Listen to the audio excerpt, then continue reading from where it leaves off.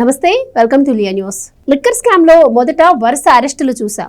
ఆ తర్వాత వరుసగా డెన్లు బయటపడటం చూసాం. అయితే ఇప్పుడు వరుసగా డబ్బు పట్టుబడటం చూస్తున్నాం. మొన్న హైదరాబాద్ ఫామ్ హౌస్ లో 11 కోట్లు పట్టుబడడం మనకు తెలిసిన విషయమే. అంతకు ముందే సిట్ ఒక 65 కోట్లను రికవరీ చేసింది. ఇక తాజాగా మరి వెంకటేష్ నాయుడు ఒక 5 కోట్లను లెక్క పెడుతూ వీడియోలు బయటకు రావడం కూడా మనం చూసాం. ఇక ఎప్పుడైతే సిట్ తన ఛార్జ్ షీట్ లో మిథున్ రెడ్డి సంబంధించినటువంటి పిఎల్ఆర్ కంపెనీకి లిక్కర్ అకౌంట్ నుంచి కూడా 5 కోట్లు వెళ్ళింది అని చెప్పి కూడా ఛార్జ్ షీట్లో పేర్కొనడం కూడా మనకి తెలుసు. ఆఫ్కోర్స్ దీనికి సంబంధించి లోకేష్ గారు పెద్దిరెడ్డికి సవాల్ విసిరినా కూడా వాళ్ళు ఇప్పటి వరకు స్పందించలేదు.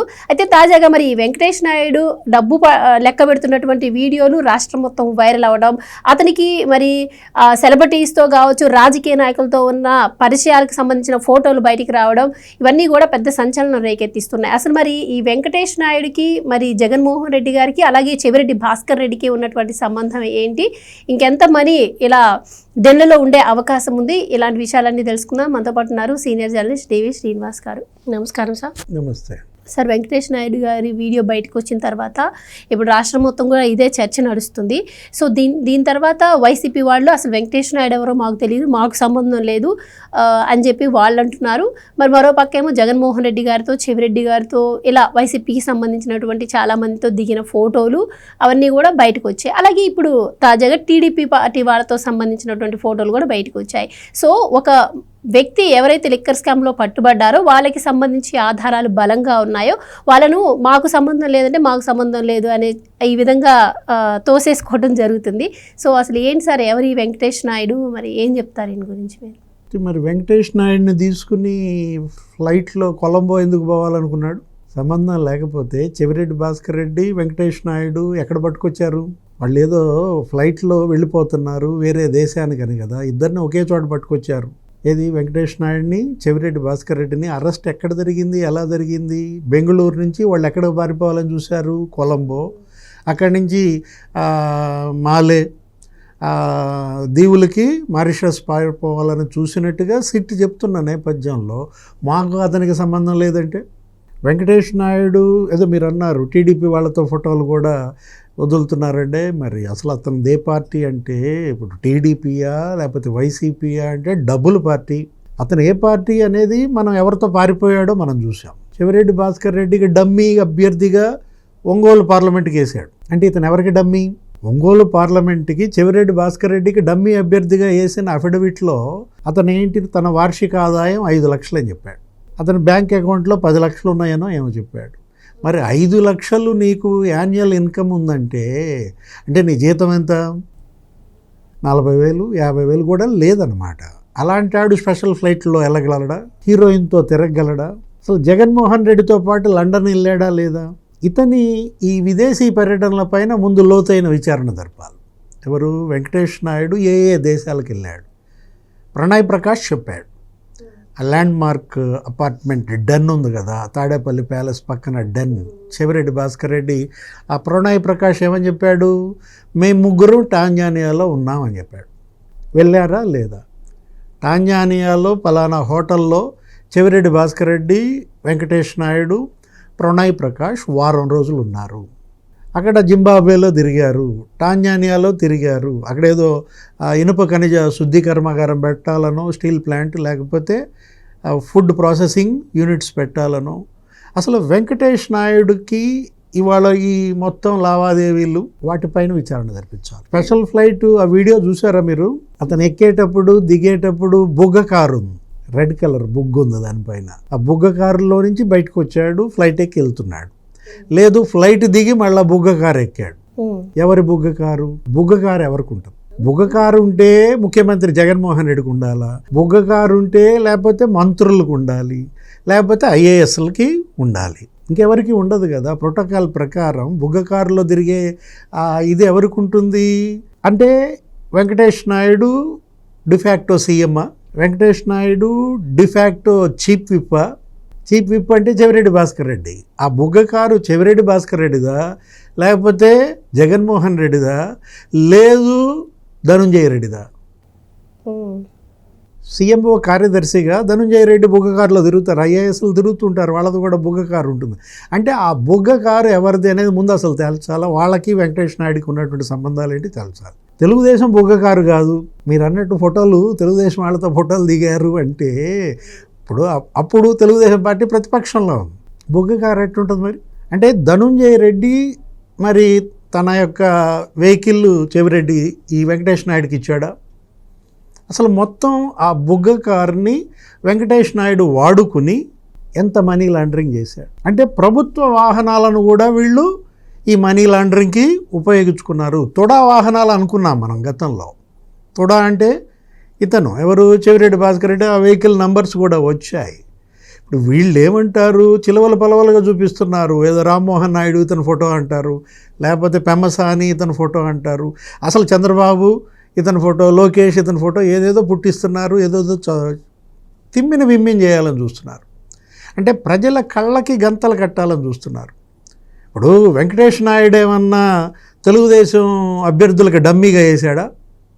తెలుగుదేశం మనిషి అనుకోవటానికి అతను ఎవరితో పారిపోతున్నాడు? తెలుగుదేశం వాళ్ళతోనా? ఇప్పుడు కొలంబో పోవాలనుకున్నది వైసీపీ వాళ్ళతోనా తెలుగుదేశం వాళ్ళతోనా? ఎలా అతన్ని తెలుగుదేశం గాట కట్టాలని చూస్తారు? ఇప్పుడు ఒకటి, లండన్ వెళ్ళాడా లేదా? జగన్మోహన్ రెడ్డి లండన్ పర్యటనలో ఉన్నప్పుడు వెంకటేష్ నాయుడు ఎందుకు వెళ్ళాడు లండన్? విజయసాయి రెడ్డి ఎందుకు వెళ్ళాడు లండన్? లేదు పొన్నవోలు సుధాకర్ రెడ్డి ఎందుకు వెళ్ళాడు లండన్? వీళ్ళందరూ లండన్లో చేరి ఏం చేశారు? ఇప్పుడు ఈ స్పెషల్ ఫ్లైట్లో మీరు ఆ ఫోటో చూసుంటారు, ఆ వీడియో కూడా చూసుంటారు కదా, ఎవరు పక్కన ఏదో హీరోయిన్ ఉంది, తమన్నా భాటియా, తమన్నా లేకపోతే ఇతను వెంకటేష్ నాయుడు. అదే స్పెషల్ ఫ్లైట్లో వీళ్ళిద్దరైనా, ఇంకా లోపల ఎవరున్నారు? జగన్మోహన్ రెడ్డి ఉన్నాడా, లేకపోతే చెవిరెడ్డి భాస్కర్ రెడ్డి ఉన్నాడా? అవన్నీ బయటికి రావాలంటే వెంకటేష్ నాయుడు దుబాయ్ ఎన్నిసార్లు వెళ్ళాడు, దుబాయ్లో ఎవరెవరిని కలిశాడు, అది ఎవరు ఉన్నాడు, అతను ఈశ్వర్ కిరణ్ కుమార్ రెడ్డి, ఇక్కడ దుబాయ్ డెన్ ఇన్ఛార్జ్, అతను కంపెనీలు పెట్టాడన్నారు అక్కడ, గోల్డెన్ వీసానా, ఎంతమందికి గోల్డెన్ వీసాలు ఇప్పించాడు జగన్మోహన్ రెడ్డి దుబాయ్లో? ఇప్పుడు ఇతనికి కూడా ఉందా గోల్డెన్ వీసా?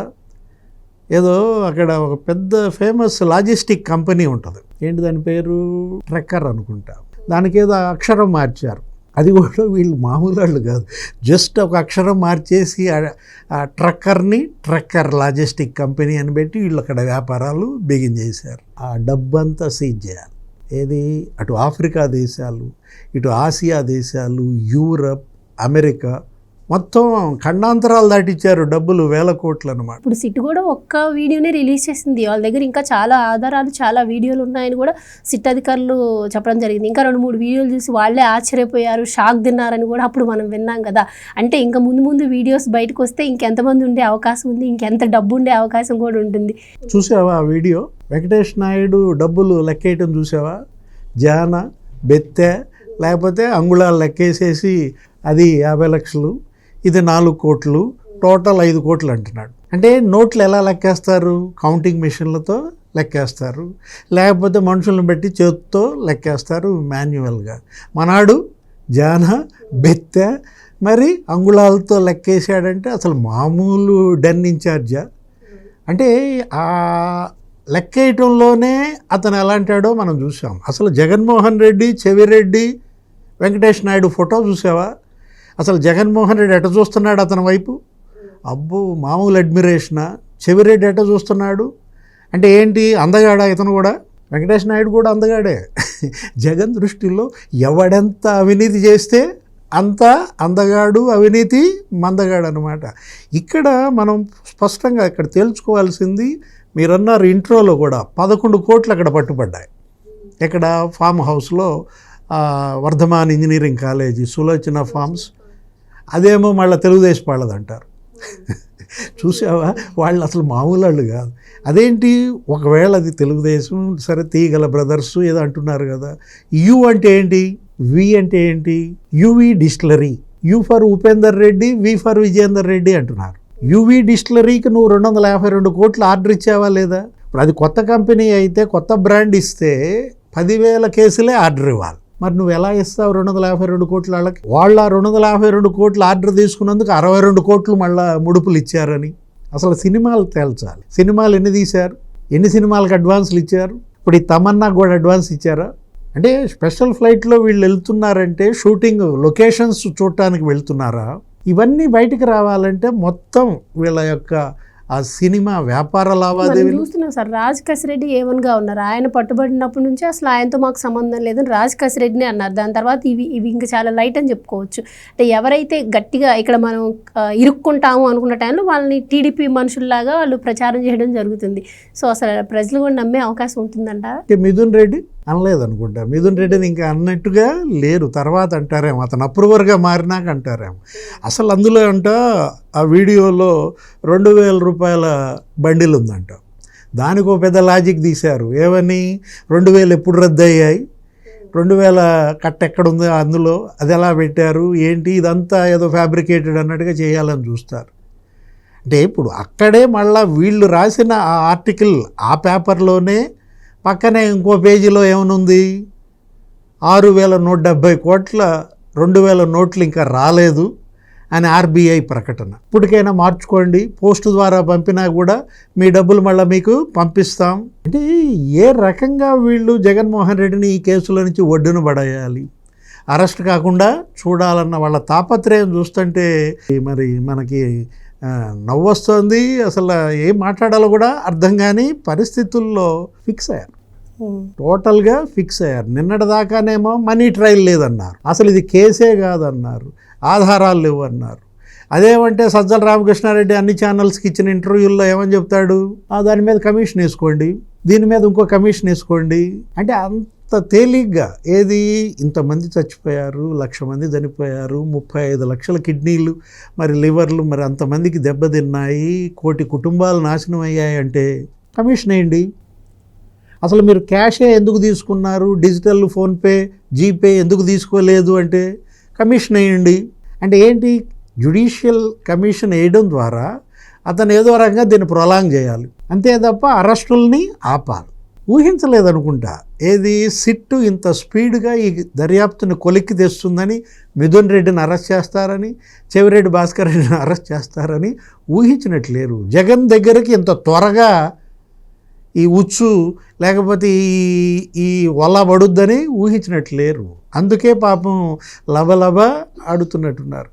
ఏదైనా ఎంత లబలబలాడినా ఏం ప్రయోజనం. Right sir, thank you so much. Please subscribe to Leo News for more videos.